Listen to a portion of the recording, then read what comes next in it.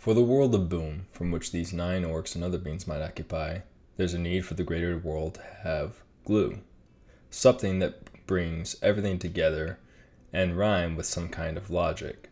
Given that I started building this little project from borrowed elements of evolution, both truths and misunderstandings, it only makes sense that the origins reflect that nature in some way. The oldest and earliest elements should be simple yet powerful so as to stand the test of time. The youngest and most plentiful elements should be complex and diverse. Since magic is already a set standard, let's build the logic of the world on some gods. To this end, let's make sure the first gods are cosmically simple as to raise the levels of whimsy I will serve for this project. I made 3 gods to start with: Boom, Oo, and Ensi. Boom, god of creation, was the only god, if not the only thing in all of existence in the beginning. He or it could be best described as a simple rock floating through space. The kind of rock he was is heavily debated. Was he a stone, a shiny gem, a simple sandstone, or some kind of igneous rock? It's unknown. Wars were fought over this question. The most funny truth of Boom is how he made known reality. The story is simple.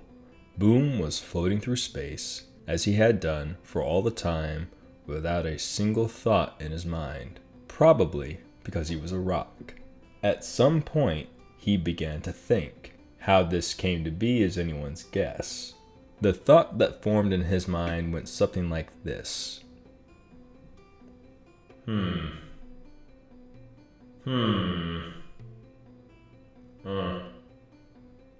Sure is a lot of nothing out here. What if there was something? What if? This simple thought was so overwhelming for his non-existent brain, it gave him a headache. Confused by the fact that he was feeling pain from a brain he did not have caused him to have more questions. Having questions increased the amount of thinking he was doing, which made his headache worse.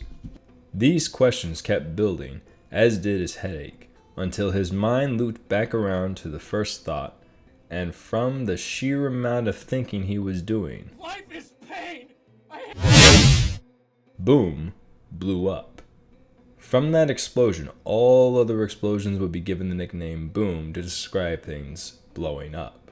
Also, from the scattered fragments of Boom would form up the world as we know it. The big chunks would become the gods and the greater world. The small bits would form all kinds of life, from the smallest bright microbes to the largest beast. The energy of the explosion became the chaos and order from which the world would turn. Time, space, and really annoying, complicated math that makes wizards go insane. Yes, all of creation is thanks to a rock that was thinking too hard. Oo and Ensi. The birth of Oo and Ensi. First came Oo, from one of the largest fragments of Boom. Oo knew he was big, and at first this made him happy, for he never had to go far to see the things that made his day. His largeness made him close to everything, and because of his mass, everything could not help but be drawn to his gravitational pull. He never felt the need to do anything. Being big solved most of his problems before they even became a bother. Despite being big, he found that being the only thing that's big is a bit boring.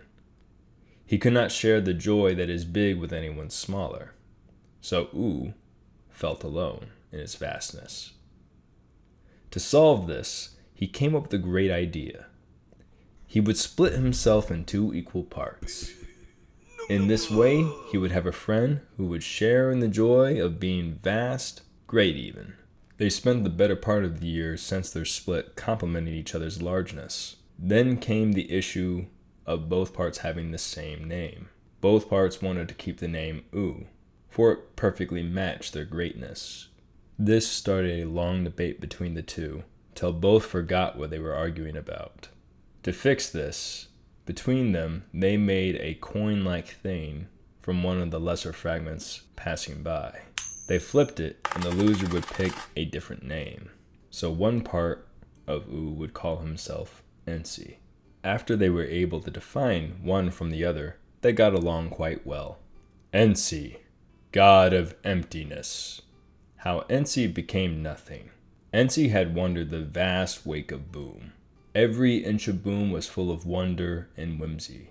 Yet Ensi was curious and full of questions. His musings filled his vastness. One question that grew larger than any other was what was outside the wake of Boom. He posed this question to U to see what he had thought. U simply said, "I don't think there's anything out there, just more space. That's my best guess." This did not satisfy Ensi. The question was too big to ignore. "I'm going to go check out if there's anything out there. Perhaps if I go far enough, I'll see something new," Ensi said onto U. To the protest of U, he eased his way to the edge of Boom's wake and into the deep blackness of space. Ensi said to U from afar, "Damn! It just keeps going.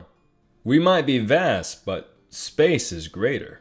"Yeah, you should probably get back now. You're getting pretty far out there," U said with great concern. "Okay. Whole lot of nothing out here. Oh, damn." And those were the last words spoken to U by Ensi, before becoming lost forever in the deepness of space. Despite the complete and total absence of Ensi from the world of Boom, cults of death, nihilism, and entropy come to worship Ensi as a god of emptiness, taking his exodus from Boom as a form of enlightenment, a return to nothing, a true peace. Many of these cults try their best to join Ensi by exiting reality by any means they deem fit. Above all, they seek to escape and share in Ensi's wonder. Though it's not just mortals that felt his absence, the world of Boom itself seemed to have gaps in it. Wherever there was a great chasm in the landscapes and oceans of Boom is filled with a depth near unthinkable. So deep, a mind cannot help but feel pulled in, or feel as though a great thing is missing. If it were simply a chasm alone, no credit would be given to the lack of Ensi. Though there are holes in the heavens where no clouds or storms would form, deeper ones still in the atmosphere simply ceases to be, leaving naked skies. This was thought to be the limit to the strange nothings until a great band of wizards explored the stars only to find a great nothing in the shape of a sphere. No stars, gas, dust, or physical matter of any kind was present. It was not like a black star or a black hole where gravity had collapsed in on itself. There was no gravity. There also was no reason for matter not to fill the space. The wizard band did brave this nothing from one side to the other. While nothing happened the whole journey, the wizards felt that it was important to make note of the collective need to leave that space, as if they would become lost, despite the fact they knew their exact position in relative space the whole time. These strange empty spaces of chasms and star pockets are credited to Ensi's absence, seeing how no science or magic could explain them. Great god holes, some call them, or beds of Ensi. U, god of the big. How U was pushed to action. After Ensi disappeared into the nothingness of space, U was filled with fear and grief. He had lost his one and only equal, his only friend. From where U was sitting, it had seemed as though the emptiness of space had lured his friend away and had eaten him. His second half was taken away by the vast maw of nothing, a hungry thing that would devour all. To make things worse, the thing that had eaten his friend was bigger than him infinitely. He feared for himself. Furthermore, he feared for all things within Boom. For if it can consume Ensi, it would consume everything else. To protect the only world he knows, he would give unto the world his vastness, his largeness, his stupendous size. Animals would grow into behemoths. Men would be born giants.